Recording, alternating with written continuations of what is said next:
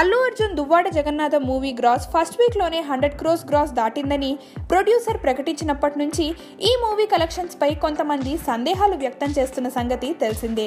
ఈ movie makers చెప్తున్న numbers అన్నీ ఫేక్ అని కొంతమంది అన్నారు. అంతేకాకుండా హరీష్ శంకర్ డీజే ఒక నైజాం ఏరియాలోనే 20 కోట్ల షేర్ వసూలు చేసిందని ప్రకటించాడు. ఇది ఆ ఏరియాలో తనకి గబ్బర్ సింగ్ తర్వాత రెండో 20 కోట్ల సినిమా అని, అందుకు చాలా హ్యాపీగా ఉన్నా అని అన్నాడు. అంతేకాకుండా ఆ కలెక్షన్స్ ఫేక్ అని ప్రూవ్ చేస్తే తన డైరెక్షనే వదిలేస్తా అని ఛాలెంజ్ చేశాడు. తను ఎలాంటి క్రిటిసిజంనైనా తీసుకోగలను అని, కానీ తన కాస్ట్ అండ్ క్రూ హార్డ్ వర్క్ని ఇన్సల్ట్ చేసేలా తప్పుడు ప్రచారం చేస్తే సహించేది లేదని వారిపై యుద్ధం శరణం గచ్చామి అని కూడా అన్నాడు. Hi India Glitz viewers, this is Anisha. Please subscribe to IG Telugu for more interviews, gossip, news and much more.